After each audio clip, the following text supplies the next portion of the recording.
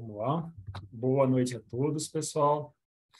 Para quem não me conhece, meu nome é Rodrigo Nogueira, eu sou gerente médico do corporativo da Rede Dó e hoje eu tenho a oportunidade de apresentar aqui o evento em nome da doutora Lidéia Lima. Ela teve imprevistos no voo e ela não vai conseguir comparecer agora ao início do evento. Tá, obrigado. E hoje eu tenho o privilégio aqui de agradecer a vocês pela participação. A gente já tem mais de 30 participantes, né? 34 participantes aqui no evento. E agradecer aos organizadores essa oportunidade, né? Estamos aqui no segundo encontro do Programa de Uniformização de Conduta em Antimicrobianos, promovido pelo Instituto Dó de Pesquisa e de Ensino. O tema da aula de hoje é de infecção do trato urinário. Eu apresento a vocês o Dr. Daniel Wagner. Ele é médico infectologista e gerente médico do Hospital UBI da Rede Dó São Luís, no Maranhão. Ele é mestre e doutor pela Unifesp, é pesquisador clínico do IDO e é coordenador clínico do BRCast. Também queria agradecer pela oportunidade do evento aos nossos patrocinadores. Sem mais delongas, eu apresento a vocês, com a palavra, o Dr. Daniel. Bom, boa noite, acho que estão todos me ouvindo agora. É um prazer aqui participar com todos, membros da rede, somos colegas aí espalhados pelo Brasil, e trata-se de um tema bem complicado, às vezes, que é a infecção do trato urinário, porque ele envolve conceitos que são extremamente antigos, alguns deles difíceis de serem desfeitos, repletos de mitos, e que eu acredito que na noite de hoje consigamos debater um pouco sobre essas informações, esses conceitos, e assim poderemos refletir numa padronização ou criação, disseminação de conceitos que guiam o tratamento destas infecções. Essa é uma aula que eu estou apresentando, mas que contribui fortemente na sua elaboração também o Dr. Alan Neves, que é do cardiopulmonar, em Salvador, é um grande amigo meu, dupla de residência, há alguns bons anos atrás, e que compartilhamos alguns problemas com infecção do trato urinário no nosso dia a dia e conseguimos desenvolver um material interessante, tá? Então, aqui eu trago só inicialmente para ilustrar um caso clínico, né, paciente masculino no pronto-socorro com dor lombar, com irradiação, náuseas e vômitos, picos subfebris, seguido de disúria e urgência miccional, classicamente um quadro de infecção do trato urinário, uns antecedentes aqui de enterectomia por doença inflamatória intestinal, repleto de cálculos renais, já teve 4 ITUs nos últimos 12 meses, e já usou quinolona, amoxiclave, cefuroxime, ceftriaxona, estava em profilaxia com nitrofurantoína. Paciente que chegou grave, né, hipotenso, taquicárdico, febril, aberto protocolo de sepsis, proteína leucocitose com neutrofilia e desvio, proteína C reativa elevada, é uma disfunção renal aguda, estava em uso de medicação sintomática, e a urina veio lá com 345 mil leucócitos por ml, pH de 7,8, um pouco de hematúria também, nitrito positivo. Então, isso aqui não há dúvidas de que era uma infecção do trato urinário, com padrão de pielonefrite, e que adentrou o hospital com um diagnóstico de sepsis. No pronto-socorro, ele evoluiu com piora importante, foi iniciado terapia com ceftriaxona e metronidazol, o clínico achou que deveria cobrir um quadro abdominal, estava em dúvida se era infecção urinária, mas a tomografia mostrou ali um nefrograma heterogêneo, gordura perirenal também heterogênea e espessada, nas fáscias também pararenais, dilatação com hidronefrose leve e a nefrolitíase, né? Então, uma ITU complicada, né? Com cálculo e uma pielonefrite bem importante. Então, só aqui para trazer a ideia de classificação anatômica da infecção do trato urinário baixa, caracterizada aqui por cistite e uretrite, não é o foco nosso na aula aqui, é a uretrite, e o trato urinário alto, aquilo que envolve do ureter, a pelve renal e o rim propriamente dito, onde o processo é chamado de pielonefrite, tá? Essas infecções elas podem ser adquiridas na comunidade ou podem ser infecções relacionadas à assistência à saúde e podem também ser classificadas em duas outras formas, como não complicadas e complicadas, né? Dentro das complicadas existe um alto risco para sepsis, mas tanto dentro da cistite, que é ITU baixa, quanto da pielonefrite, que é ITU alta, eu posso ter também algum tipo de complicação, tá? E essa complicação, ela envolve uma série de fatores de risco, né, que eu vou dissertar mais à frente. Aqui eu trago o conceito da ITU recorrente, que é uma ITU, pode ser complicada e não complicada, mas o fato dela ser recorrente é caracterizado como 3 episódios no último ano ou 2 episódios nos últimos 6 meses, né?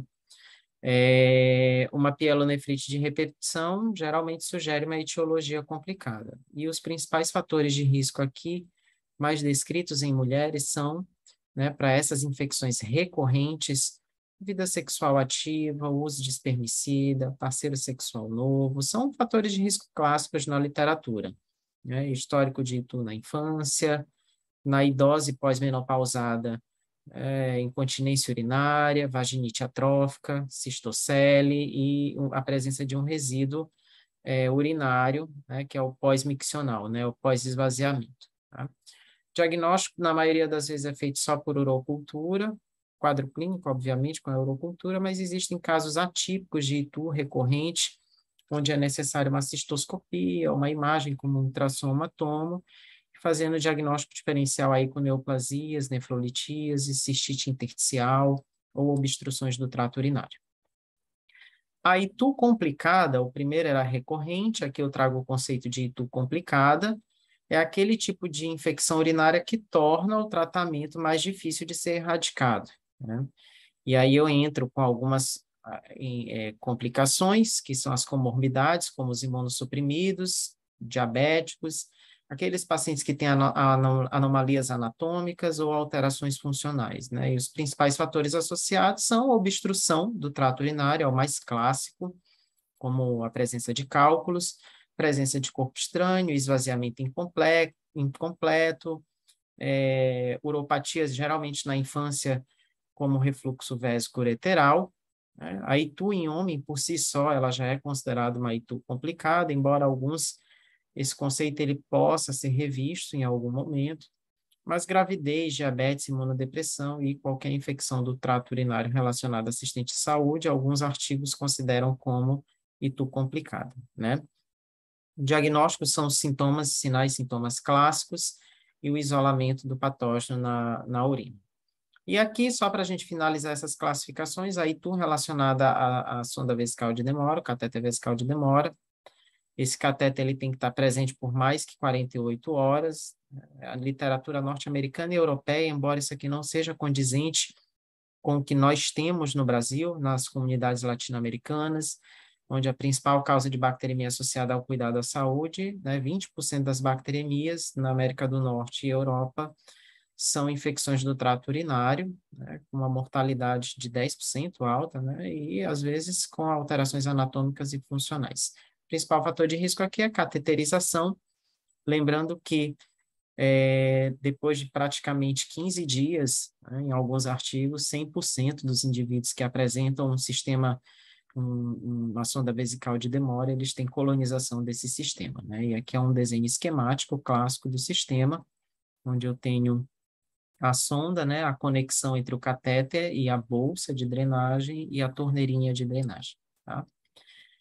Não existe uma diferença tão importante aí em relação aos sinais clínicos, embora sejam difíceis de serem distinguidos, né? Porque quem tem um catéter vesical de Demora pode apresentar uma sensação de dor suprapúbica, urgência ou disúria, uma dor mal caracterizada que atrapalha muito em nós caracterizarmos se aquilo realmente é um sintoma de infecção urinária ou não, ou se é a presença do corpo estranho que causa esse tipo de sintoma, né? Os patógenos mais comuns são os gram-negativos fermentadores, os enteropatógenos, E. coli, Klebsiella proteus e algumas vezes uns não fermentadores, como pseudomonas. Bom, então vamos lá. A pergunta é, e eu acho que hoje a aula ela serve muito para trazer alguns desses conceitos, é se o diagnóstico de infecção urinária ele é bem feito, né? Este paciente tem mesmo infecção do trato urinário? Então, aqui tem alguns conceitos, né? 25 milhões de diagnósticos de ITUs nas emergências dos Estados Unidos, né? A maioria aí, 75% dos casos em idosos sem sintomas urinários. A ITU é uma expressão super utilizada que leva a excesso de uso de antibióticos, né? Muitas vezes tornando prejudicial. Os idosos são os mais afetados, e a bacteriúria assintomática é um termo com pequena significância na identificação de quem se beneficia de tratamento, né? Esse aqui é a grande pedra no caminho de quem faz assistência, né? Caracterizar a bacteriúria assintomática e controlar o sentimento de ansiedade em dar antibiótico para quem realmente não precisa. Todos nós somos bacteriúricos ou até virúricos. Se você fizer estudo de microbioma da urina, com certeza você vai encontrar bactérias, né? Então, assim, lembrando que aquilo, classicamente na nossa cabeça, é um sistema que é estéril, né? Teoricamente não é. Então, bacteriúria assintomática, que é o começo do grande problema que nós enfrentamos, né? Então, eu trago aqui alguns conceitos. Para mulheres assintomáticas, bacteriúria é definida como duas uroculturas, né, consecutivas, com o isolamento do mesmo patógeno e uma quantidade de unidades formadoras de colônias maiores do que 10, maior que 10 a quinta, né? UFC por ml. Aqui lembrando que o primeiro problema é que são duas uroculturas com o mesmo patógeno, e muitas vezes a gente pega o paciente com uma urocultura, um patógeno não típico, e ele recebe um antimicrobiano, tá?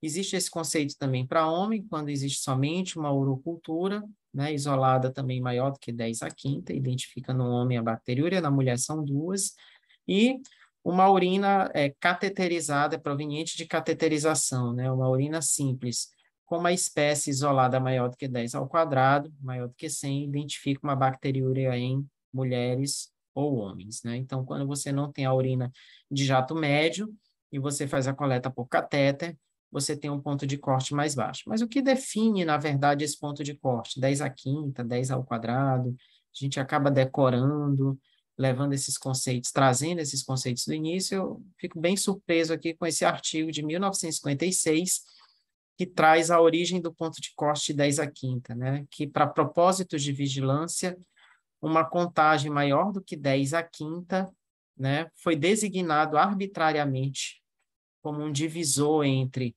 bacteriúria, contaminação e infecção do trato urinário. Então, esse conceito é um conceito bem antigo, obviamente que ele é validado em trabalhos posteriores, mas percebam que os trabalhos subsequentes, eles utilizam um conceito bem antigo e que foi definido arbitrariamente, tá? Então, quem são as pessoas que são maiores, de maior risco para desenvolver aí a bacteriúria assintomática, né? Então, aqui eu tenho um quadro do Guideline de 2019, né? Crianças, pouquíssima prevalência, né? Mas quando eu vejo aqui pessoas com diabetes, algumas vigilâncias até 16% em mulheres e 11% em homens, e os indivíduos idosos da comunidade, maiores ou iguais a 70 anos, mulheres 16, homens 19, aqueles que fazem parte de um sistema de assistência à saúde, né, o home care, uma bacteriúria muito maior, assintomática, né, até 50%, indivíduos com lesões de medula, né, do trauma raquimedular, que evolui com bexiga neurogênica, até 70% quase, e as pessoas que têm catéter, né, pouco tempo, aí 3 a 5% de positividade para cada dia de catéter, e quando esse catéter está muito tempo, praticamente 100% dos indivíduos vão ter uma bacteriúria assintomática. Então, muitas vezes as pessoas, elas colhem a cultura de urina só pelo fato do paciente ser diabético, pelo fato dele ser hepatopata crônico, imunodeprimido, idoso, residente de casa de apoio ou assistência em longa permanência, ou porque ele tem um catéter vesical, né? E aí dá vontade, vamos colher urina 1 e urocultura, né? Sem um propósito. Quem deve fazer o screening de bacteriúria assintomática? Quando a gente olha o guideline, sim, são gestantes, né? E aí você tem que fazer o screening na gestante logo no início da gestação. Não existe um tempo correto aí, padrão, bem definido. E uma vez sendo positivo, uma mulher com 2 uroculturas e o mesmo patógeno isolado ali, ele merece antibiótico, um tempo de tratamento aí de 4 a 7 dias. Alguns estudos mostram que não existe uma evidência para ter um curso de tratamento um pouco menor do que esses 4 ou 7 dias na gestante, embora isso também seja polêmico, mas não existe também uma definição se eu devo colher a urocultura da gestante pós-tratamento de uma bacteriúria assintomática como controle, ou se ela for, no primeiro exame negativo, se ela merece repetir essa urocultura no segundo ou terceiro trimestre. Tá? Então, o guideline ele deixa isso em aberto. O segundo grupo que deve fazer o screening são os pacientes que vão ser submetidos a procedimentos eletivos urológicos por via endoscópica, né? Com lesão de mucosa e possibilidade de sangramento. Tá? Então, hoje, não entram mais aqueles pacientes que vão ser submetidos a cirurgias eletivas não urológicas, né? A artroplastia de quadril, de joelho, cirurgias cardíacas, etc. Então, aqui eu pus uma listinha do não deve fazer o screening, bem extensa, e que os indivíduos, os médicos, a gente precisa insistir nisso aqui, que não há essa necessidade. Crianças, mulheres não gestantes, homens e mulheres e idosos com alteração funcional na comunidade, idosos de longa permanência, diabético hepatopata, transplante de rim após 1 mês, transplante não rim, não precisa fazer, trauma raquibendular com bexiga neurogênica, sonda vesical sem sinal de infecção, cirurgia eletiva não urológica. Então, eu tenho uma listinha bem grande aí, que colhe urocultura todos os dias e, na verdade, a gente não precisa sequer colher. Tá? E aqui eu trago, né? Então, no indivíduo idoso, né, funcionalmente com um impacto cognitivo e que apresenta sintomas não localizatórios,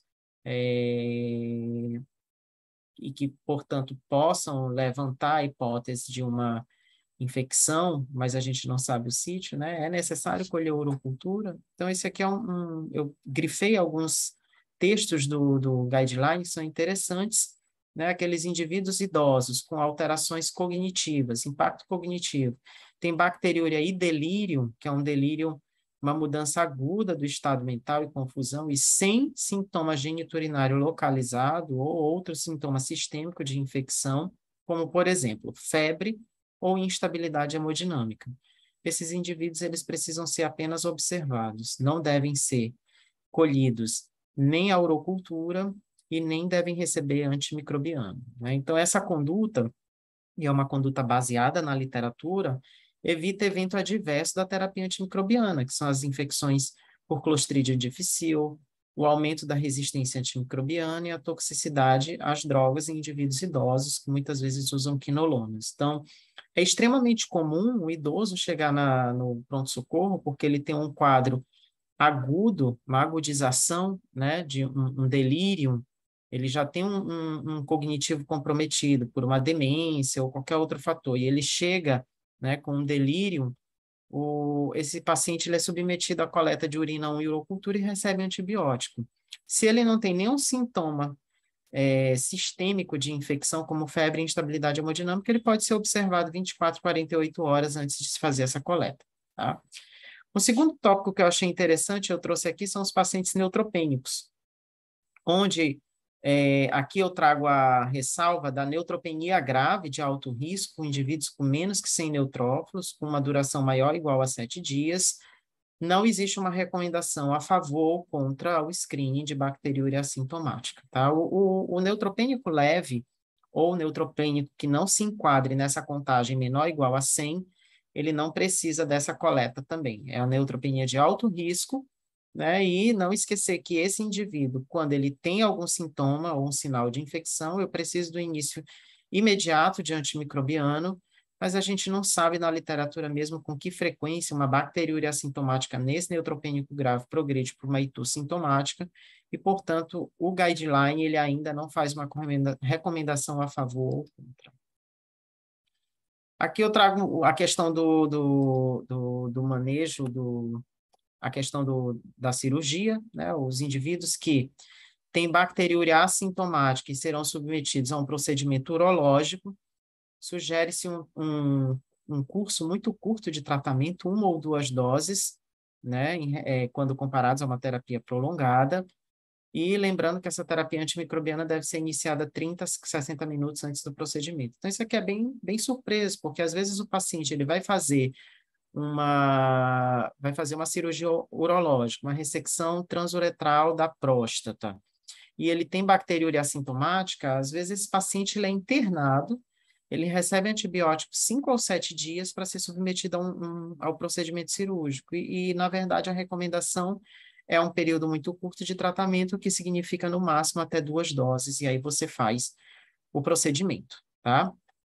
E aqui também tem uma ressalva do guideline, eu achei também bem interessante. Os pacientes que vão ser submetidos a um implante, algum dispositivo urológico, a questão dele ser ou não screenado para tratar uma bacteriúria assintomática, tá? Então, pacientes que vão ser submetidos a uma cirurgia de confecção de um esfíncter urinário artificial ou com prótese peniana, colocação, eles sugerem não screenar, né, para bacteriúria assintomática, né? E os indivíduos que já vivem com o dispositivo urológico ali implantado, como, por exemplo, um duplo J, também não é para screenar com a bacteriúria para a bacteriúria assintomática. Então, são conceitos que permeiam o nosso dia a dia e que precisam que esses mitos eles sejam um pouco desfeitos. Então, assim, de forma que a literatura e as sociedades, elas clamam por algumas condutas, né? Então, se vocês olharem aqui nas campanhas de diversas sociedades, evitar a cultura de vigilância com a coleta de urina, não tratar bacteriúria assintomática, não usar antimicrobiano para tratar bacteriúria assintomática em idoso, né? Não fazer urina 1 e cultura de urina, ou hemocultura, ou pesquisa de Clostridium, né, nesses indivíduos, e assim por diante, né? A mensagem é a mesma, né? Não tem recomendação para colher urocultura nessa população que não tenha sintoma de infecção do trato urinário. E lembrando que não tem recomendação também para os transplantados, nem para as cirurgias como as artroplastias, cirurgias cardiovasculares, outras cirurgias, e até no neutropênico. Aqui eu trago um caso que é do Alan, né? Paciente admitido com itu de repetição, foi feita uma ulcerorrafia, uma úlcera gástrica perfurada, é um PO tardio, aliás, em 2014. Ele interna, né, com uma última infecção urinária em novembro de 2015, sem outro episódio, está em programação de uma herniorrafia com colocação de tela, fez exame pré-operatório e na urocultura cresceu Kleb multi-S. Trataram com Bactrim por 7 dias, fez uma uro de controle, cresceu Kleb, novamente resistente já a alguns antimicrobianos, né? Então, qual é a conduta? Esse indivíduo vai fazer uma cirurgia que não precisa ser rastreado com bacteriúria assintomática.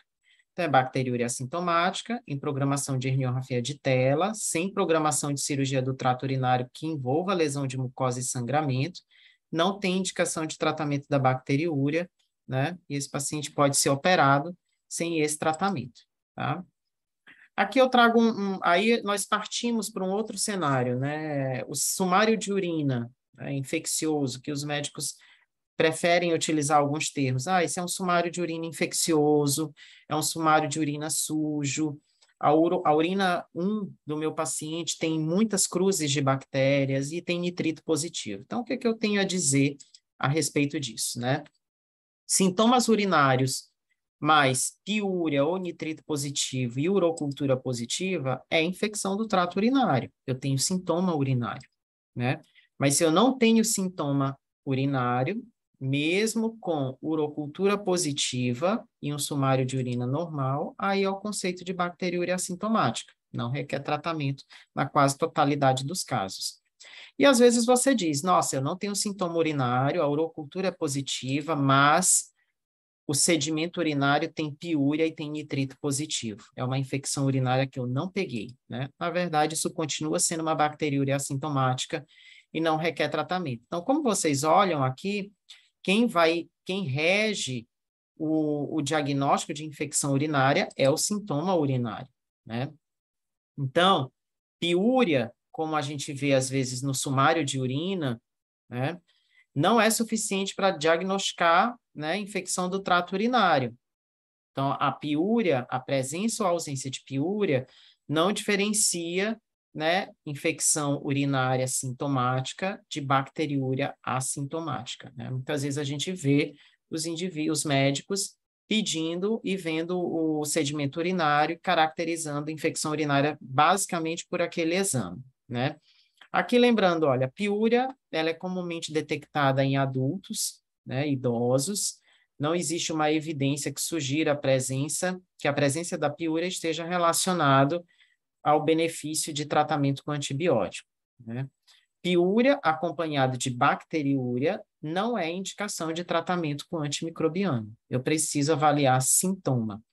É nesse contexto que inúmeros pacientes nossos adentram o serviço de saúde, usam antimicrobianos de forma progressiva, em especial os idosos com o quadro de delírio agudo, estado confusional agudo, sem nenhum outro sintoma de infecção urinária, sem febre e sem instabilidade hemodinâmica. Então, a literatura já mostrou para a gente que o idoso que chega em delírio, ele não obrigatoriamente tem infecção do trato urinário. Na verdade, ele quase nunca tem infecção do trato urinário e praticamente quase todas as vezes ele ganha um antimicrobiano, tá? Então, vamos lá, piúria e bacteriúria, né? A piúria acompanhada a piúria acompanha a infecção do trato urinário, mas não é um achado específico, né? E a gente tem muita piúria nas bacteriúrias assintomáticas. E, portanto, isso, mais uma vez aqui eu trago trechos de artigos, né? Que reforçam continuamente esses conceitos, tá? Aqui, mais uma vez, a presença e a ausência ou um grau de piúria não deve ser usado para diferenciar a bacteriúria assintomática de itu. Aqui a chave da questão é, eu não tenho sintoma urinário, mas eu tenho urina suja, entre aspas, né, vamos dizer assim, padrão infeccioso, e isolou um patógeno na urocultura. Isso não é infecção urinária, isso é bacteriúria assintomática e não precisa de tratamento antimicrobiano. Tem um artigo no New England que saiu alguns anos atrás sobre revisão de itu, e ele mostra algumas casuísticas, né? 30% até mais dos pacientes com piúria franca, né? Que é aquilo que muitas vezes você vê na UTI, e na verdade não é infecção urinária. Aquilo é leucócito, né? Inflamação, irritação da mucosa da bexiga, e que, portanto, se reflete ali macroscopicamente algumas vezes, mas que não é infecção urinária. Então, mais de 30% desses pacientes recebem antibiótico, também no cenário intra-hospitalar, no contexto de IRA, sem ter uma infecção urinária, né? Mais uma vez, piúria e bacteriúria sozinha não é indicação de terapia antimicrobiana e pode levar a um super tratamento com taxas maiores que 47%, 50%. E aqui eu trago esse artigo também interessante, onde são os mitos, né, os top 10 mitos, né, a respeito da infecção do trato urinário. Meu paciente está com uma urina mais escura e com odor mais forte. Isso não deve ser usado como critério de ITU ou de início de antibiótico.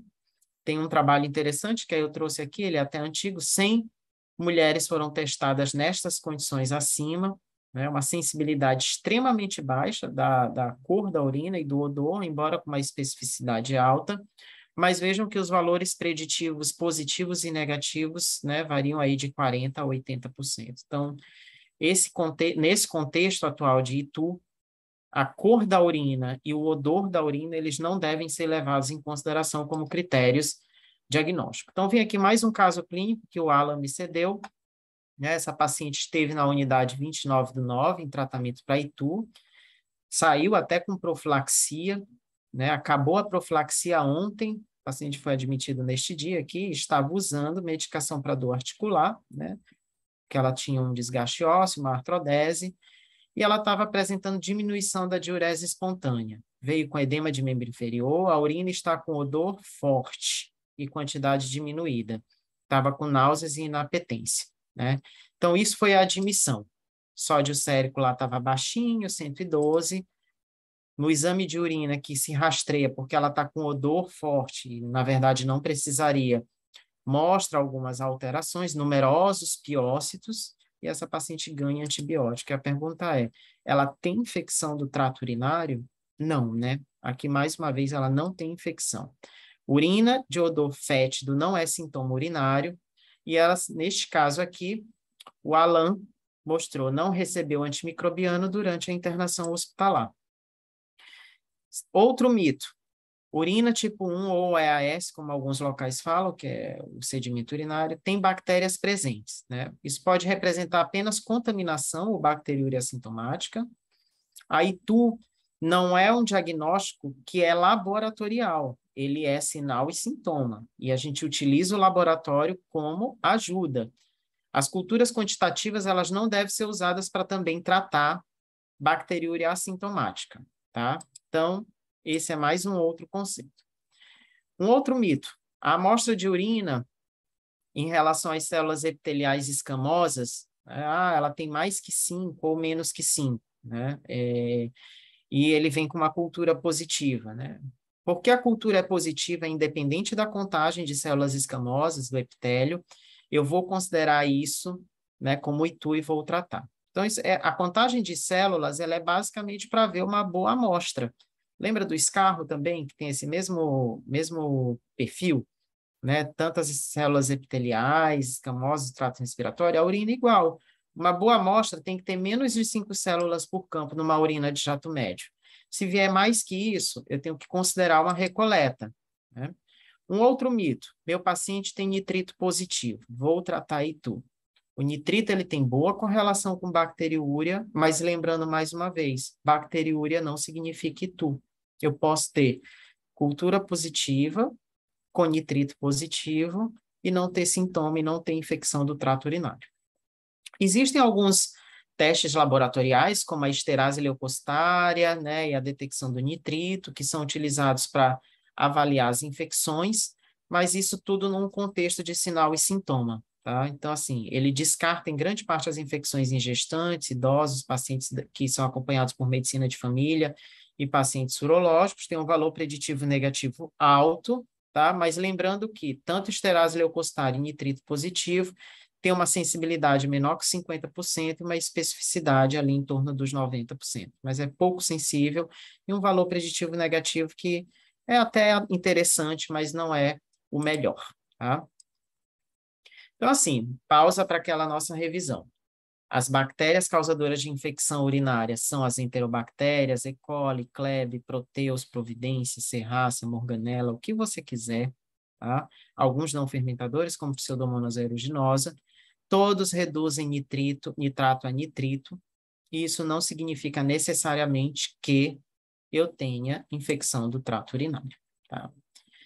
Mais um mito, né? Quedas e alterações agudas do estado mental do idoso são causadas por ITU.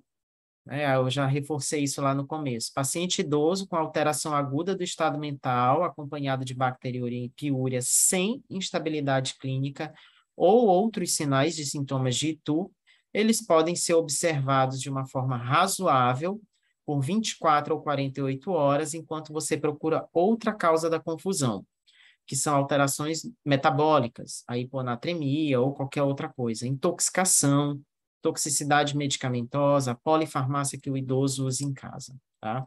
Então, vejam aqui, portador de hipertensão, diabetes e insuficiência renal crônica não dialítica, teve um episódio recente de ITU, tem uma urocultura colhida positiva com E. coli e SBL, fez uso de cipro.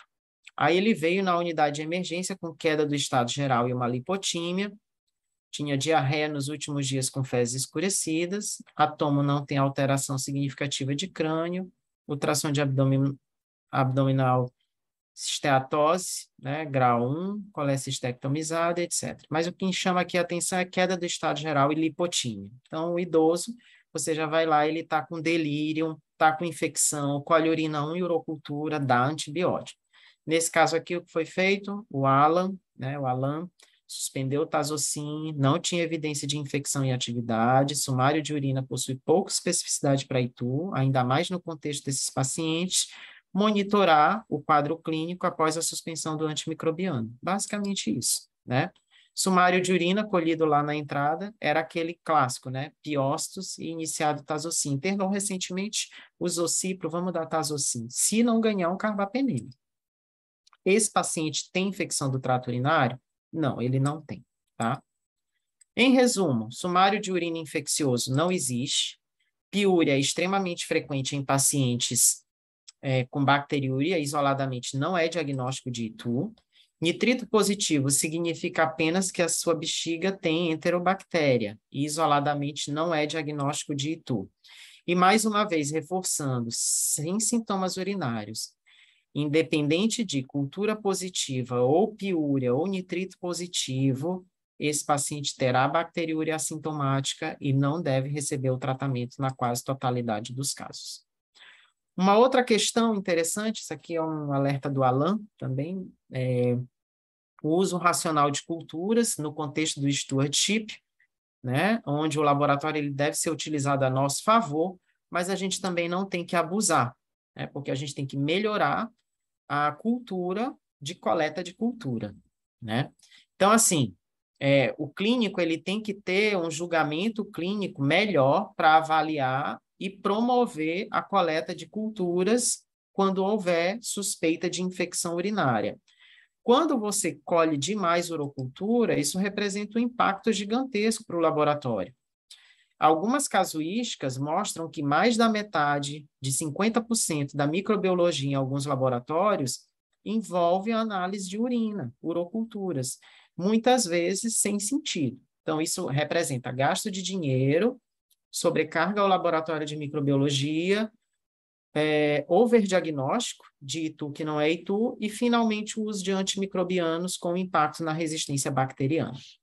Então, assim, lembrando que essa questão da urina, né, como eu já falei para vocês, né, tem alguns artigos na literatura. Tá? Então, embora a urina 1 e a urocultura sejam excelentes, obviamente, para investigar os quadros infecciosos, vejam nessa casuística aqui, 62% das admissões pelo PA foi solicitado sumário de urina, né? Esse é o perfil, né, do paciente, mas vejam que tem uma coleta excessiva de urocultura sem necessidade. Coleta de sumário de urina em mais da metade das admissões, a maioria sem indicação, e o resultado positivo em pacientes assintomáticos aumenta a probabilidade do uso inadequado de antimicrobianos. Bom, aí finalmente vamos chegar aqui, os nossos patógenos principais são as enterobactérias gram-negativas, né, também de flora intestinal, Escherichia coli, a principal, Klebsiella, algumas casuísticas com pseudomonas, e dos gram-positivos, os enterococos, obviamente, são os mais importantes, né? O que nos traz medo no Brasil? A resistência bacteriana, o medo no mundo e no Brasil, né? Então, aqui eu trago um artigo, o Brazilian Journal, em 2016, onde ele faz uma revisão dessa epidemiologia, mas mostrando que os primeiros estudos moleculares de ISBL com a busca dos genes, no caso aqui o CTXM, que é a mais comum no Brasil, já mostrava, né, um aparecimento ali no ano 2000, e a partir daí ela só piorou, né, se disseminou. Hoje em dia, nosso grande medo são as produtoras de carbapenemase, e a gente fica pouco preocupado com as ISBLs ou com o AMP-C reprimido, o que, na verdade, já deveria representar um pavor, né? Mas a gente está tão acostumado com uma situação de perfil de sensibilidade tão ruim que uma ISBL a gente diz, tira de letra, você dá carbapenêmico, mas, na verdade, você vai piorar o perfil de sensibilidade. Então, assim, no Brasil, isso tudo começou de uma forma mais expressiva lá nos anos 2000. Mas esse uso excessivo de antimicrobianos no cenário de infecção urinária também tem alguns reflexos em outros antimicrobianos que não os beta-lactâmicos, né? ISBL ou desrepressão de gene de AMP-C, causando resistência. Aqui eu tenho um trabalho de São Paulo, comparando dois períodos, 2005 e 2006, versus 2010 a 2011, né? Em São Paulo, mais quase 12 mil uroculturas, né? E 1.641 uroculturas analisadas, onde o principal patógeno é assustadoramente E. coli, seguido de Kleb, mas vejam aqui dentro das bactérias, dos antimicrobianos testados, ciprofloxacin, que é a terceira coluna, 18,4% de resistência. né? Então, quinolona já com quase 20% no ano em que isso aqui foi publicado, 2014. E o tempo passa tão rápido, né, que a gente já tem aí 8 anos após essa publicação. E é uma publicação que pega dados de 2005, ou seja, o cenário ele tende a ser cada vez pior. Esse trabalho ele mostra também aqui a curva no quadro abaixo à direita, né? Aqui eu tenho uma curva de todas as bactérias, a resistência a todas as bactérias a cipro, a gente vê que é uma curva ascendente, mas logo abaixo tem uma pontilhada, né? E tem uma outra contínua com um quadradinho, que é Kleb e Escherichia coli, que aumentam progressivamente a sua resistência à ciprofloxacina, né? E aqui no primeiro quadro acima, que foi o que apareceu em segundo lugar, mostra que Escherichia coli tem maior resistência a cipro nesse trabalho, seguido de Klebsiella. Então, Escherichia coli é o principal patógeno, é o que mais recebe antibiótico e, portanto, é aquele que vai mais ficar resistente. Esse trabalho ele também traz uma... Eu trouxe aqui alguns recortes, vejam, frisados em vermelho, não apenas em relação às quinolonas, ácido nalidíxico, ao longo desses 2 períodos comparados, ele tem queda de sensibilidade, amoxiclave, cefazolina, cefepima, ceftazidima, cefuroxima e cipro, todos eles com diferença estatística entre os 2 períodos, ou seja, a sensibilidade dos uropatógenos ela vem piorando ao longo das décadas, né? Incluindo aqui embaixo, no último, a nitrofurantoína. Então, assim, a nossa preocupação, ela vem com a resistência às quinolonas e aos beta-lactâmicos, né? E eu trago aqui alguns dados de literatura norte-americana. Quais são os fatores de risco para a resistência antimicrobiana nas ITUs nos Estados Unidos?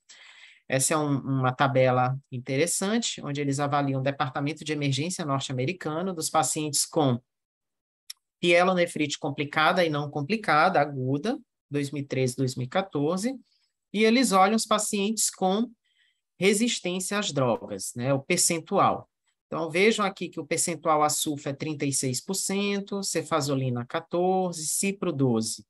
Mas quando você avalia o perfil de sensibilidade dentro dos quadros complicados, né, essa resistência ela é maior, né? Ou você tem, nos casos complicados, patógenos com maior resistência, ou o fato dele ter um patógeno com maior resistência e não está sendo tratado inicialmente da forma correta, leva uma infecção que inicialmente é leve a evoluir com complicação, tá? Isso não se reflete apenas para as quinolonas, como eu mostro aqui para vocês, né? Frisados, né? As taxas de resistência às quinolonas, né? Elas são maiores nas infecções complicadas, com diferença estatística, e um odds aí de 3,2, tá?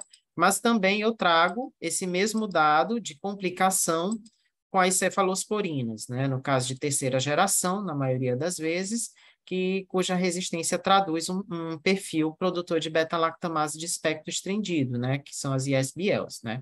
Então, o mesmo achado que eu tenho para resistência à quinolona, eu tenho para a produção de ISBL também na América do Norte. Isso é extremamente temeroso. No Brasil, os dados eles são muito soltos, mas aqui eu trago o estudo SMART de 2013 e 2015, tá? E ele mostra dados tanto das infecções intraabdominais quanto das infecções urinárias, das enterobactérias, né, nos pacientes da América Latina. Aqui tem todas elas avaliadas, mas se vocês olharem tanto o Kleb aqui em especial quanto o Enterobacter, algumas vezes com MICs 90 e perfis de sensibilidade baixos, né, às cefalosporinas de terceira geração. Então, assim, isso é extremamente temeroso num continente onde, né, a América Latina, de um modo geral, onde os nossos perfis de resistência e disseminação dos genes de resistência, ele é muito elevado. Então, aqui eu trago simplesmente um risco de ISBL que tem sido observado na literatura ao longo dos últimos anos. Isso aqui já está bem clássico, mas precisamos frisar todos os dias, né? Fatores de risco para ISBL na comunidade, né? ITU de repetição, indivíduos que têm alguma doença no trato urinário de base, uso prévio de antibiótico, em especial cefalosporina, né? A cefalexina, a cefuroxima tem sido cada vez mais utilizada, né? As quinolonas, como ciprofloxacin, os indivíduos que moram em casas de apoio ou em instituições de longa permanência, homens e mulheres idosos, diabéticos e aqueles que têm doença hepática basal. Então, isso aqui é risco para ISBL, portanto, deve ser analisado no início de quando você vai definir o tratamento. Então, voltando ao nosso primeiro caso da aula, né, quando eu comecei, cultura com antibiograma E. coli maior que 100.000, sensível a cefox e amoxiclave, pipetazo, carbapenem, colistina e poli-B, mas resistente a encéfalos de terceira, é um perfil clássico aqui com padrão de ISBL, né, e que, portanto, tem que ser, a depender da gravidade do caso, a gente tem que ser bem certeiro no início do antimicrobiano, né? E aqui, no caso, teria que ser um carbapenem. Lembrem que o caso usou cipro, nitrofurantoína, amoxiclave, cefalexina, até ceftriaxona. Então, natural que aquela pielonefrite grave com sepsis fosse com um patógeno produtor de ISBL. Então, assim, lá no nosso caso clínico, é uma pielonefrite, o paciente tem febre, né, sinais sugestivos, tem a síndrome miccional lá de disúria e polaciúria, e lembrando que a imagem, neste caso, ela é muito importante, né? A gente se questiona ultrassom versus tomografia, mas lembrem que a literatura também está repleta em mostrar que a tomografia ela é melhor, né?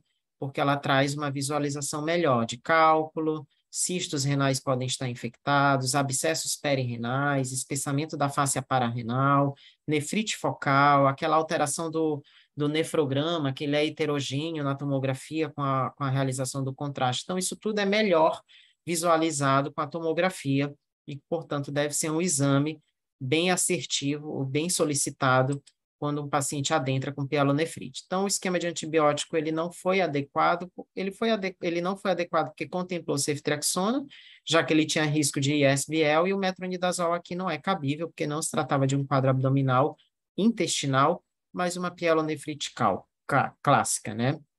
É que eu me pergunto quanto tempo de tratamento a gente vai fazer, que é o outro problema. Então, aqui vamos lá. O tratamento empírico de ITU ele é guiado por vários fatores, né? As recomendações são guiadas por origem, sítio e gravidade da infecção. Tem que avaliar se já fez uso de antimicrobianos previamente, risco para ISBL ou AMP-C desreprimido, uso prévio de quinolona também com risco de resistência à quinolona numa infecção subsequente, avaliar fator de risco individual para complicação, em especial as comorbidades. Lembrem que os diabéticos, né, eles têm um risco maior e os hepatopatas. Isso não significa que tem mais infecção e eu deva tratar, né? Eu estou falando aqui de risco de complicação. O espectro dos patógenos subjacentes possíveis, a gente tem que avaliar isso do ponto de vista epidemiológico, né, e avaliar o padrão local de suscetibilidade microbiológica, tá? Não esquecer que, para pacientes graves, carbapenem é a escolha para ISBL, mas assim que tiver o diagnóstico, né, o isolamento do patógeno, eu tenho que fazer, obviamente, seguindo os critérios de PKPD, de penetração in situ, né, alvos farmacodinâmicos, avaliar qual é a melhor droga para fazer esse descalonamento. Bom, mas aqui, falando em tratamento empírico, eu trago algumas casuísticas que são brasileiras, porque a gente precisa avaliar se nós temos resistência a gram-negativo na comunidade, né? A resistência dos gram-negativos na comunidade. Então, esse aqui, por exemplo, é um trabalho de Jataí, em Goiás, 2.181 culturas de pacientes outpatients, né? Não internados, 510 mostraram colônias maiores do que 10 à quinta, e vejam aqui, na Escherichia coli, a resistência à cefalexina, 43%, 12% a ceftriaxona, então talvez aqui a gente tenha 12% de ISBL, né, nesse grupo, cefuroxime, cipro, 30%. Então, essa cidade aqui não está em bons lençóis, né, ela está em maus lençóis. E sulfatrimetoprima com 45% quase de resistência. Esse é um outro trabalho de uma colega nossa, Mirela Cunha, lá no Rio Grande do Norte, e da Marise, né, 1.000 uroculturas do LACEN, e aqui eles trazem um dado do LACEN de que o LACEN é um laboratório que executa a urocultura de pacientes na atenção primária, né? Os pacientes com infecção hospitalar, eles são analisados pelos laboratórios do próprio hospital, então ela tem esse aspecto um pouco mais fiel. E aqui ela avaliou 2007 a 2010, sensibilidade. Aqui a gente tem 8% de resistência a ceftriaxona, ou seja, quase 8% provavelmente de ISBL, né, ou AMP-C, 25% de resistência a ciprofloxacin, né? Então, isso é em Natal, né? Aqui tem um outro trabalho publicado pelo grupo do Rio de Janeiro, no American Journal of Infection Control, prevalência e suscetibilidade antimicrobiana dos soropatógenos em Nova Friburgo, Rio de Janeiro, tá? Então, vejam aqui, Escherichia coli, 3% de resistência a ceftriaxona, legal, né? Então, tem pouca ISBL na comunidade, mas vejam, 20% de resistência a quinolona, cipro. Então, isso é um dado extremamente preocupante, né? 25% a sulfa, nitrofurantoína aqui alto, 35%, e norfloxa também 20%. Então, assim, eu preciso saber qual é, né, o perfil da minha cidade. É interessante cada um aqui de uma regional entender se existe algum reporte epidemiológico ou entender a sua instituição, aquilo que passa no seu pronto-socorro e não internou ou que colheu, que vai fazer, né, uma distinção, um guia terapêutico aí da ITU. Então, aqui, cistite, né, disúria, aumento de frequência e hematúria, né, disúria, polaciúria e ausência de leucorreia, né, probabilidade de 90%, avaliar comorbidades, se tem intuito de repetição, se tem alteração anatômica, se é gestante ou pós-menopausada. Se não tiver nada disso, é uma cistite não complicada. Literatura te respalda que esse diagnóstico ele é clínico, ele não precisa nem de urocultura, tá? Mas se você se enquadrar em sintomas irritativos, né, com algumas desses fatores de complicação, como história de intuito de repetição, comorbidades, alteração anatômica, gestante ou pós-menopausa, eu considero uma cistite complicada e aqui é interessante eu colher a urocultura para posteriormente guiar o tratamento, tá? E aqui nós vamos ver, né, as infecções do trato urinário, né, se tem fator de risco para ISBL, se eu tenho que avaliar se tem ou não fator de risco para ISBL. Se não tem fator de risco para ISBL, eu preferencialmente penso em outras drogas, né, nitrofurantoína, sulfa, fosfomicina, né? Mas aqui, lembrando que é importante o local de vocês entender a resistência a esses antimicrobianos, tá? Então, sempre que houver uma resistência maior que 20%, alguns artigos colocam até 10%, a gente tem que evitar isso na escolha empírica ou no uso da pielonefrite. Mas eu não posso esquecer que as drogas não beta-lactâmicas, aqui citadas, apresentam excelente concentração urinária, nitrofurantoína, sulfa e fósforo, e que, portanto, a gente precisa começar, a depender da minha epidemiologia, recuperar o uso dessas medicações, tá? Se eu não tenho disponibilidade do uso destas, tá? Eu posso fazer o uso de quinolona, com as ressalvas que eu vou fazer à frente, ou dos beta-lactâmicos, em especial as cefalosporinas, e eu vou explicar por que a amoxiclav, posteriormente, ela tem um pequeno problema em tratamento de infecção do trato urinário, tá? Lembrando que, se você tem fator de risco para ISBL, né, eu prefiro drogas não beta-lactâmicas, que tenham um perfil de sensibilidade ali possível, né? E lembrando que a fosfomicina, e no caso os carbapenems, ertapenem e meropenem, são as possibilidades, tá? Então, aqui, a avaliação também de pacientes com infecção do trato urinário alto, né, as pielonefrites, e aí eu vou avaliar sempre urocultura com o antibiograma, mas eu tenho que avaliar se a indicação é de tratamento ambulatorial ou internação. Na maioria das vezes, nos nossos hospitais, nós preferimos internar pielonefrites pelos riscos e gravidades, tá? Mas lembrando que dentro do ambulatorial, eu parto para uma pielonefrite, para uma escolha de um beta-lactâmico, no caso uma cefalosporina, segunda opção com quinolona, e se tiver sensibilidade na sua comunidade, sulfa com trimetoprima, tá? Se houver internação, sempre dá preferência a um beta-lactâmico, né, que aí eu suponho que é um paciente mais grave, ceftriaxona 2 gramas dia, um de 12 em 12 ou 2 em dose única, mas lembrando que farmacocinética para tratamento de gram-negativo em trato urinário precisa de um tempo, uma concentração sérica acima da MIC da bactéria por um tempo um pouco maior, ao longo das 24 horas, né, ali em torno de 50% a 80%, e que, portanto, é preferível fracionar de 12 em 12 horas, mas se não for possível, você também pode usar uma vez ao dia, tá? E quando existe um risco de SBL, que nós já conversamos, carbapenem, né, associado ou não a aminoglicosídeos.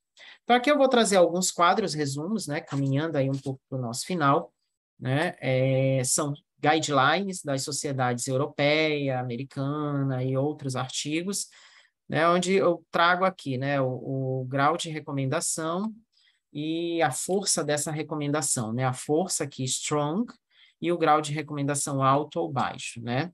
Então, assim, quais antibióticos são recomendados para tratar uma cistite aguda não complicada em paciente domiciliar? Nitrofurantoína, né, strong, high, né, fosfomicina trometamol, né, não é a fosfomicina cáustica, que a gente não tem aqui, strong, high, né, essa medicação a gente não tem no Brasil, fluoroquinolonas orais, aí aqui 3 dias, a nitrofurantoína são 5 dias, a fosfo, depois eu vou mostrar o esquema para vocês, strong e uma força de recomendação baixa, e os beta-lactâmicos para uma cistite não complicada em paciente domiciliar, né, outpatients, pode ser utilizado, mas a gente tem que dar preferência para as outras drogas. Quando eu falo de pielonefrite que requer hospitalização, sempre lembrar que o beta-lactâmico, por características de PKPD, ele é melhor, né? E aí em termos de gravidade,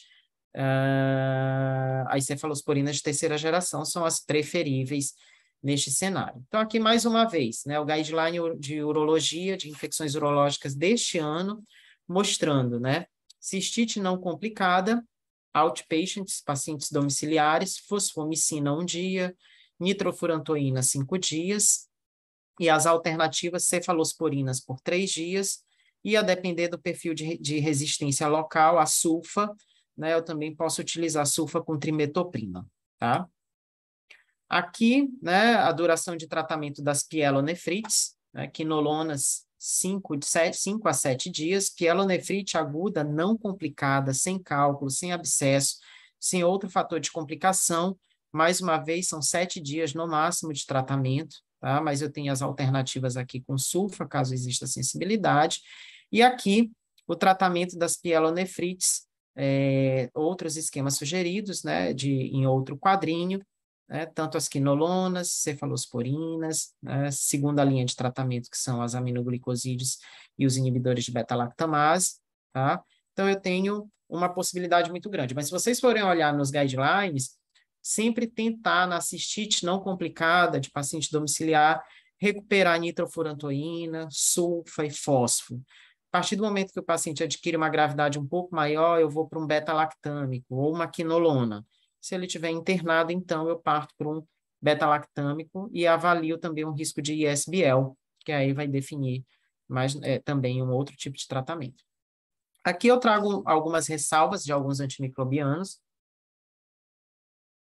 A fosfomicina trometamol tem biodisponibilidade de 34% a 58%, uma excelente filtração, é filtrada no glomérulo, né? Ela é melhor absorvida com jejum.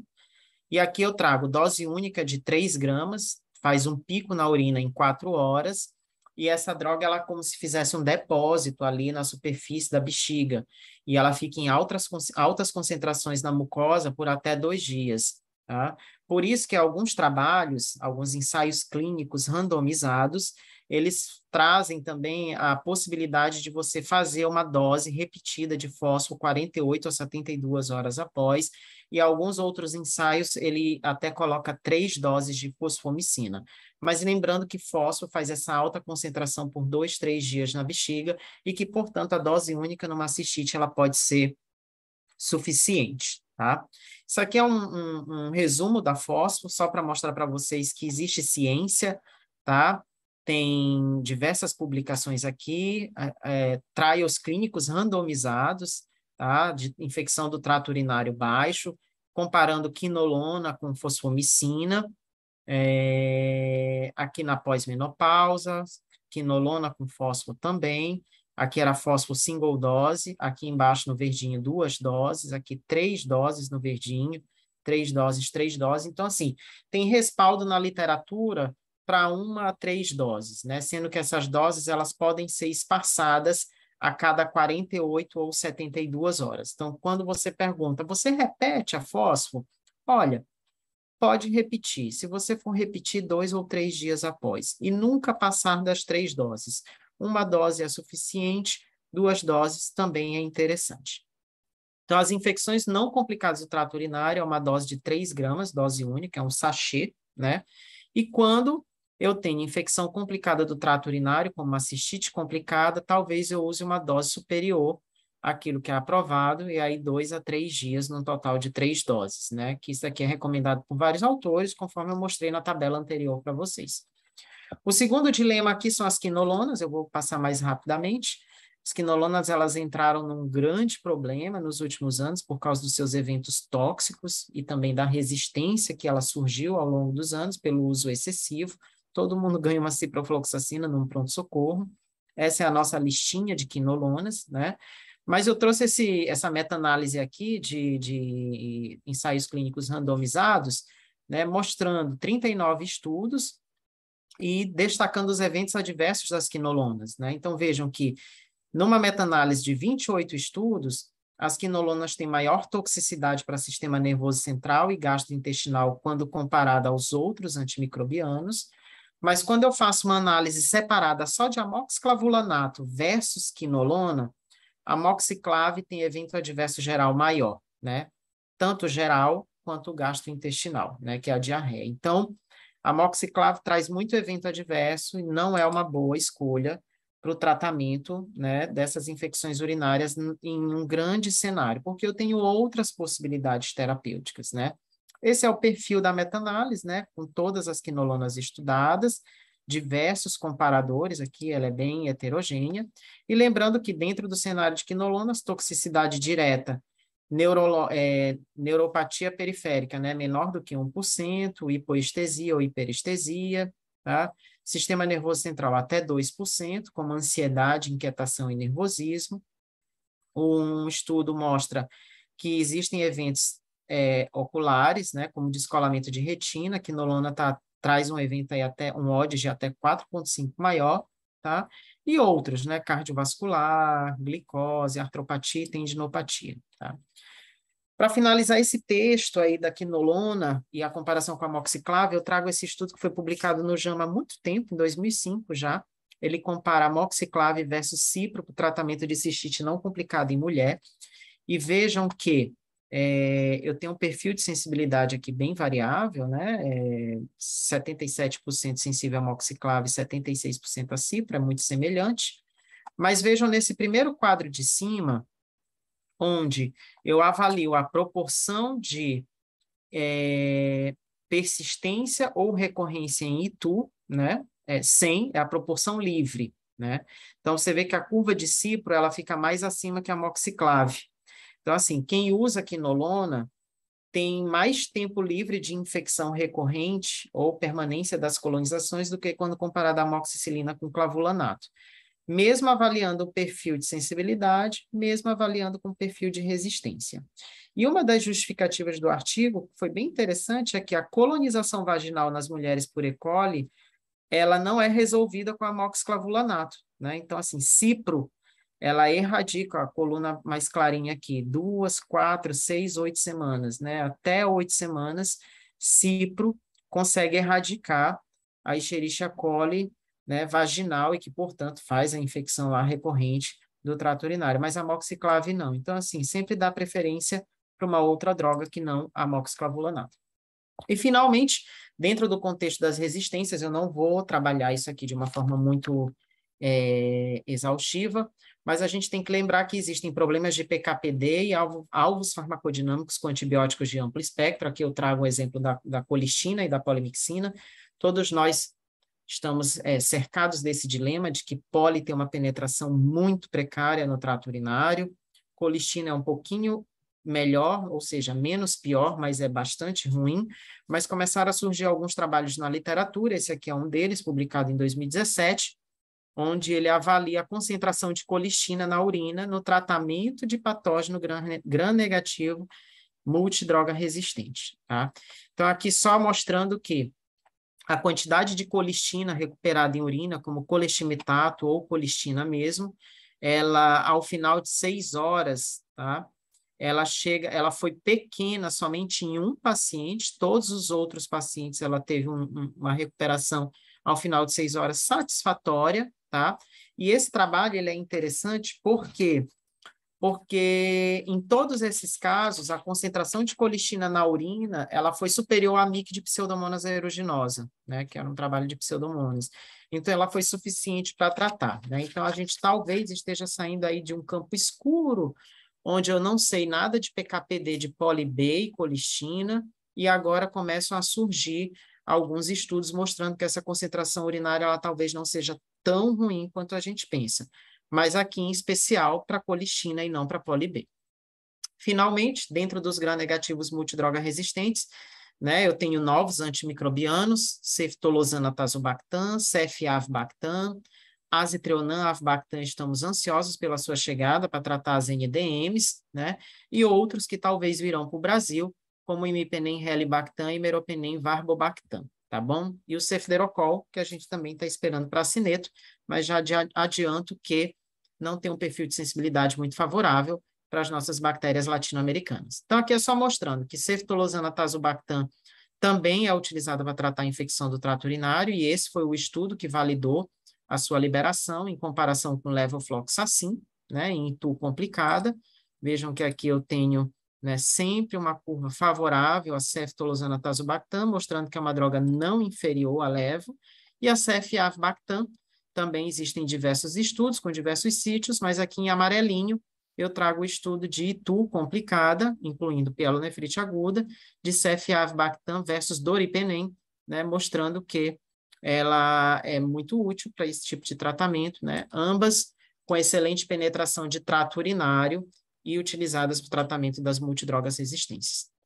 Não é o foco da aula prostatite, mas eu vou trazer só aqui, né, 2 quadros, prostatite aguda, né, com os esquemas terapêuticos, né, amoxicilina com amino, glicosídeo, céfalo de segunda com aminoglicosídeo, quinolona também tem uma recomendação bem forte, tá? Mas a gente prefere o uso de uma droga não quinolona para prostatite aguda. Para as crônicas, né, você vê que aqui já tem um papel um pouco maior das quinolonas quando comparado aos beta-lactâmicos. Então, para concluir, eu trago aqui trato urinário. O que diferencia uma ITU de bacteriúria são sintomas urinários. O sumário de urina infeccioso não existe.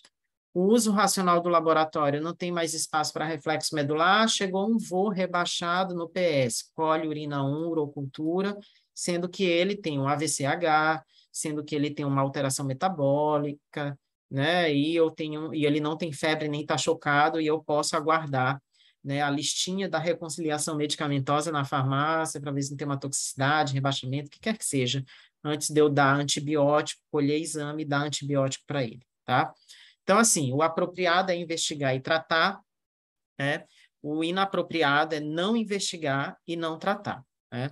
E lembrando aquilo que já falamos de forma persistente aqui, os indivíduos com reserva cognitiva menor, né, ou os com demência, qualquer mínima perturbação na sua homeostase leva a um delírio, né? Esses idosos têm muita bacteriúria assintomática, e assim, você não está sozinho, nada substitui aí o conversar bem com o paciente, a família, tá? Tomar uma conduta assertiva e fazer um uso racional do antimicrobiano.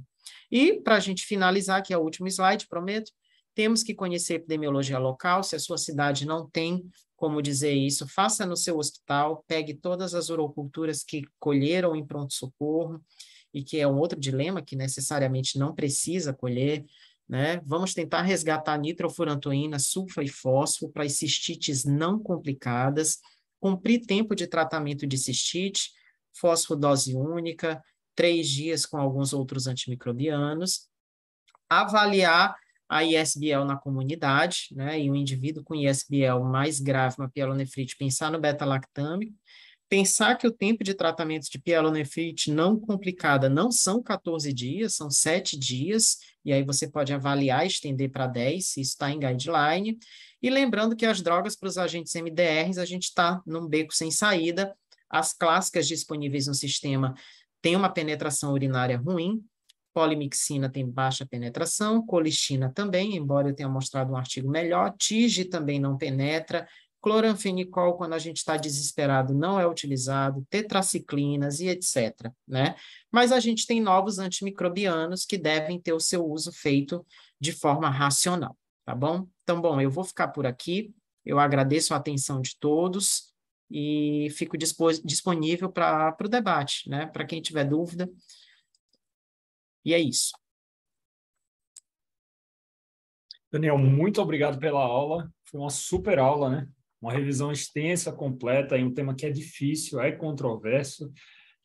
Precisa segurar muito o coração para não tratar a infecção urinária com a piuria franca nas UTIs, como a gente vê muito no dia a dia.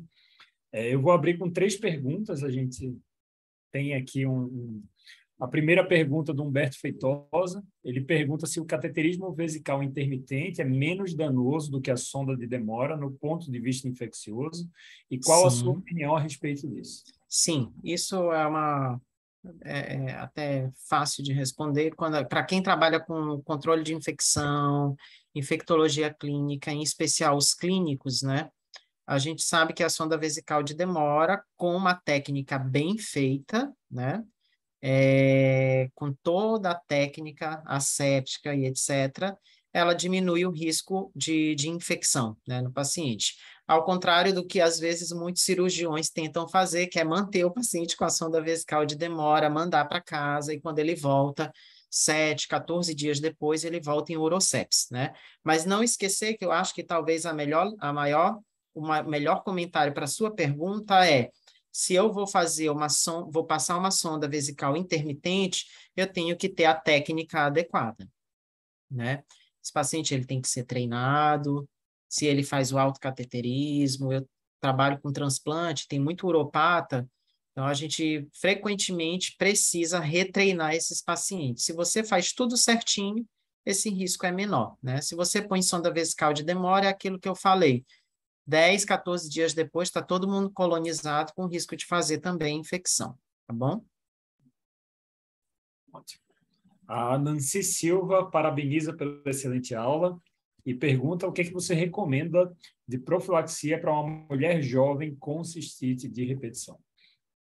Doutora Nancy, isso é difícil porque eu acho que cada um precisa avaliar a sua realidade, né? E é fácil porque nós temos poucas opções terapêuticas para fazer profilaxia. Então, sempre que você pensa em profilaxia, nitrofurantoína e sulfametoxazol, né? Embora exista na literatura algumas questões relacionadas a quinolonas, como cipro e fósforo, aqui todos nós temos um receio, de fato, de aumentar a resistência bacteriana, porque a partir do momento que eu faço profilaxia com essas drogas, né, eu aumento o risco de resistência futuramente. Então, eu ainda sou da ideia de que nitrofurantoína e sulfa, com um pensamento profilático, pensando-se na profilaxia, essas são as 2 melhores opções, entendeu? E não tentar usar outra quinolona ou cefalosporina também, porque a gente vai queimar essas drogas. Perfeito.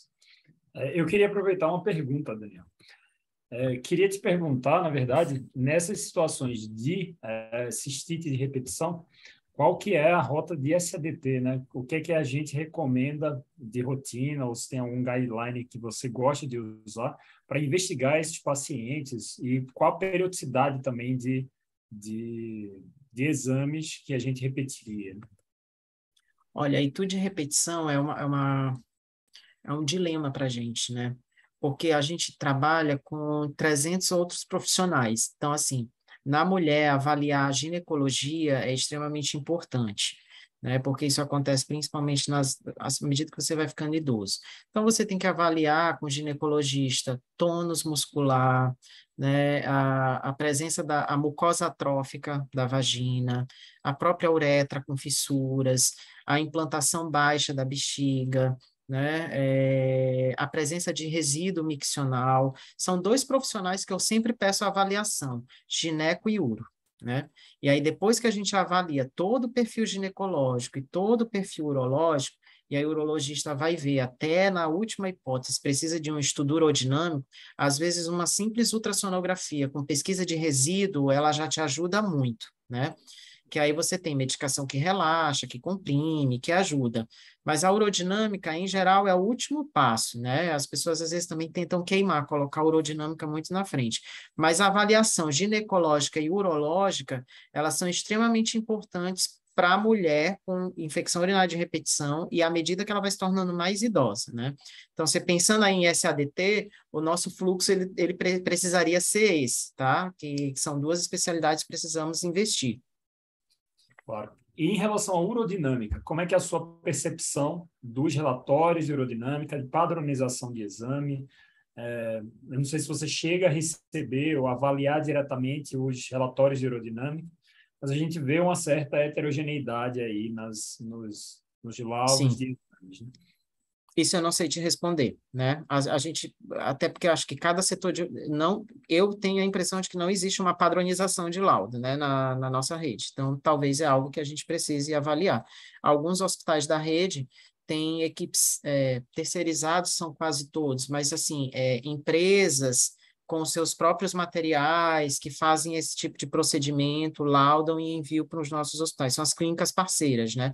Então, Isso. assim, e isso a gente tem muito pouco controle como médico, né, do que está acontecendo ali. A gente tem uma ideia de que o processo está correto, de que não tem problema de infecção, de uma série de outras coisas, mas nesse aspecto que o médico se preocupa é muito pequeno, né? A gente não tem um olhar muito fiel, muito aguçado para isso. Perfeito.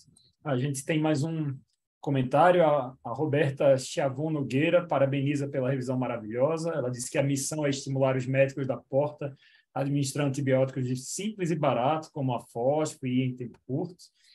A Cláudia Espanha também parabeniza a ótima aula e pergunta: não seria interessante adotar em nossos laboratórios a racionalidade da urinocultura? Por exemplo, não semear a urina cujo EAS é normal. Olha, doutora Cláudia, eu concordo com a senhora, mas se eu falar isso, vai ser uma bomba no meio médico, né? Então, assim, a gente acaba ferindo a autonomia, o que eu também, às vezes, não concordo.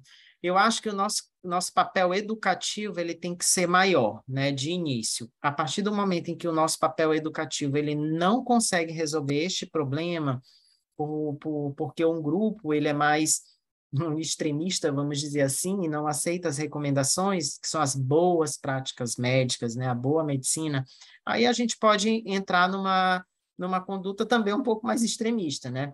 Mas não esquecendo o quê? O EAS normal com a urocultura, né, são aquelas poucas situações que eu reportei, que a gestante, né, o neutropênico que não tem aquela recomendação de colher ou não, tá? E o transplantado renal no primeiro mês, que ainda é até polêmico. Existem escolas que não colhem, não tratam bacteriúria assintomática do transplantado renal no primeiro mês, tá? Embora a recomendação de guideline seja tratar até os primeiros 30 dias. Mas, como a senhora viu, a nossa tabelinha do sim é muito pequenininha perto da tabela do não. E para eu saber, como laboratório, se eu vou proceder ao exame ou não, eu esbarro numa parte que é a pré-analítica, que o médico também não preenche, né? Então, aquele pedido, ele não é preenchido pelo médico. Se o paciente está em uso de antimicrobiano, se ele tem alguma comorbidade, como ele colheu, e etc, etc, etc. Mas é óbvio, concordo com a senhora, que em situações extremas a gente tem que partir para isso, mas eu acredito ainda que o nosso papel de educar essa equipe, essa galera, seria mais interessante. Perfeito. O Mário Lúcio Alves Batista, ele parabeniza pela apresentação, excelente como sempre. E o Fernando, além de parabenizar, ele também faz uma pergunta, se existe evidência do uso de antimicrobiano tópico via irrigação urinária. Evidência fraca, recomendação fraca, mas cada caso é um caso. Para quem trabalha com uropata, né, transplantados ou uropatas, que tem reconstrução de bexiga, que é o pior cenário, tem Mitrofanoff, que faz a autossondagem, né, é muito complicado. Então, assim, quando você não tem solução para alguns tratamentos, aí você põe na mesa a irrigação vesical, mas obviamente com recomendação baixa e força, a evidência com força baixa, né? Mas é um caso que eu considero extremo, né? Ele não deve ser definido somente por um médico, ele tem que ser definido por uma banca, né? Tem que ser discutido em equipe. Perfeito. A Régia Damos parabeniza pela aula, diz que é excelente, pergunta se você já viu alguma indicação de profilaxia para ITU de repetição. Aqueles quatro, sim. Aí, quando você caracteriza de ITU de repetição, mais que 3 episódios ou mais que 2 episódios em 6 meses, sim. E aí você pode lançar a mão dessa profilaxia. Não tem descrito de uma forma bem clara quanto tempo de profilaxia você vai fazer, quando que você vai suspender, né? Qual droga que você vai utilizar. Isso é o tato, né? Os meus pacientes eu faço 3 meses e digo, ó, vamos observar, vamos pular para 6 meses. Então, isso daí é um tiro no escuro ainda, tá? E não esquecer que ITU de repetição precisa ser investigada, né? Eu acho que o mais importante é isso. Tem um motivo para ter ITU de repetição. É ginecológico, é urológico, né? É hormonal. Isso precisa ser investigado, né? Antes de contabilizar 3 infecções no ano, vou te dar macrodantina profilática. Não, vamos investigar, vamos ver os especialistas, encaminhar, ver os exames, para que a gente não submeta o paciente a um estresse com um antimicrobiano.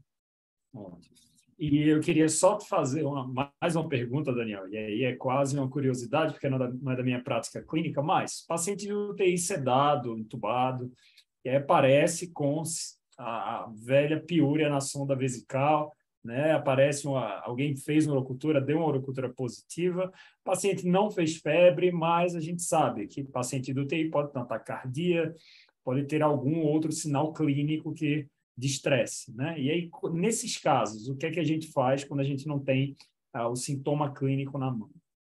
Esse é um estresse nosso, né, do dia a dia. É o estresse porque o intensivista quer dar antibiótico e a gente quer controlar o uso de antimicrobianos não dando antibiótico. Eu tento convencê-lo, procure outro foco de infecção, né? Se não tiver nenhum outro foco de infecção, vamos tratar essa urina, avaliar a sonda e tratar especialmente com tempo curto, né? Então, a ideia dos 14, 10 dias, 7 dias, eu já fico até muito feliz quando eu diminuo ali por 5 dias ou 3 dias, quando em 3 dias eu consigo dizer para o intensivista, olha, não era essa infecção urinária, viu? Isso aí não é infecção urinária, vamos tirar esse antibiótico. E ele tira. Então, aí amadurecer a relação entre equipes, fornecer conhecimento e procurar um outro foco de infecção que não seja a urina, né, a princípio. Excelente.